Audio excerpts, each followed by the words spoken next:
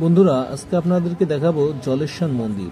এটা হাবড়া থেকে বনগাঁর দিকে যেতে যে জলেশ্বর নামক জায়গা রয়েছে সেখানে অবস্থিত এই মন্দিরটি। আর সেই সম্পর্কেই অল্প একটু করে এই ভিডিওর মাধ্যমে আপনাদেরকে দেখাবো এই মন্দিরটার একটা চিত্র। ভয়ভূত ব্যথা ছিল জন্য না হয় আমার দাদা ভাই জন্য সবসময় ভালো থাকে, কাকা পিসি ভাই বোন দাদু ঠাকুমা মার বাবা ভয়ভূত ব্যথা ছিল জন্য না থাকে। আর মহাদেব বাবা জলেশ্বর সবসময় আমার দাদা ভাই জন্য ভালো থাকে। তুমি ভালো থাকো মা, আমি ভালো আছি। তোমার শীতের শীতের হাতের শেখা ভালো যাক, ছেলে তোমার ভালো যাক, ছেলের দাদু দিদিমা ছেলে না মেয়ে? ওটা ভালো থাকে, মেয়ে ব্যথা ছিল জন্য না আছে। আর মহাদেব আসো, আমার দাদা ভাই আসো, আমার দাদা ভাই ভালো থাকে দেহমনটা। ও ঠিক আছে।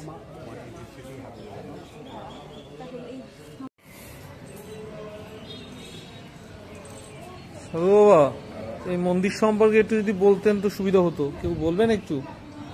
এই মন্দির সম্বন্ধে বলবো কি, আমরা তো এখানটা নতুন বাবা এসেছি। আপনারা নতুন এসেছেন? প্রথম এসেছি এই বছর। ও আচ্ছা আচ্ছা আমরা আচ্ছা। এসেছি বাইরের থেকে। বাইরে কোথা থেকে এসেছেন? গঙ্গাসাগর। গঙ্গাসাগর থেকে এসেছেন, আচ্ছা আচ্ছা। আমরা নতুন এসেছিলাম, তাহলে আপনারা জানেন নাকি কিছু তাই? আচ্ছা আচ্ছা। এখন যেটা হয়, মুর্শিদাবাদ থেকে আপনি? সোমবার যা হয় যে আমরা দেখছি, 2 সোমবার থেকে আচ্ছা, আমরা আসি তো, কৃষ্ণ, হ্যাঁ। এইটুকু আমরা জানি মোটামুটি। ও আগের আচ্ছা সোমবারও ছিলাম আমরা। আচ্ছা এই সোমবারটা ছিল লাস্ট সোমবার করে আমরা যাবো।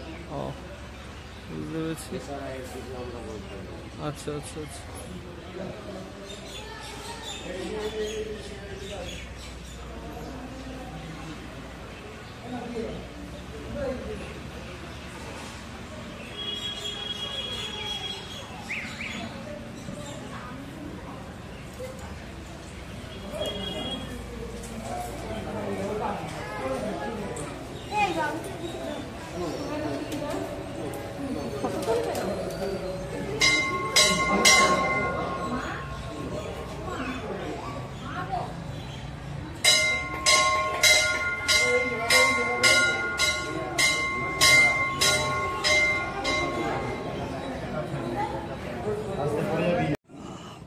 শ্বশুরি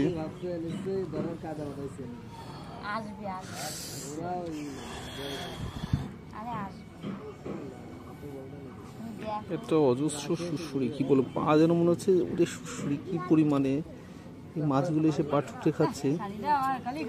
এটা অভিজ্ঞতা আমি কারোর সাথে শেয়ার করতে পারবো না যে কি পরিমাণে শুশুরি লাগলো। এবার আমরা জানবো এই পুকুর এবং এই মন্দির সম্পর্কে যে ইতিহাসটা রয়েছে সেটাই জানবো এই দাদার কাছ থেকে। বলো একটু শুনি।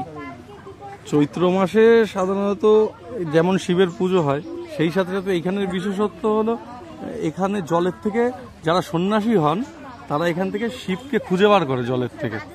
মানে একসাথে সব সন্ন্যাসীরা নেমে এখান থেকে শিব তোলে জলের থেকে। ওই 1 মাস এখানে ওই যে জলের থেকে যে শিব তোলা হয়, বা শিব বা পার্বতী যে বছর যিনি ওঠেন সেটাই পুজো হয় 1 মাস ধরে। আচ্ছা, আর এই যে শিবটা যে তোলে, এই শিবকে কি তাহলে অন্য সময় খুঁজে পাওয়া যায় না? না, আবার এটা পয়লা বৈশাখের আগে আবার এটা আবার জলে চলে যায়। ও আচ্ছা আচ্ছা।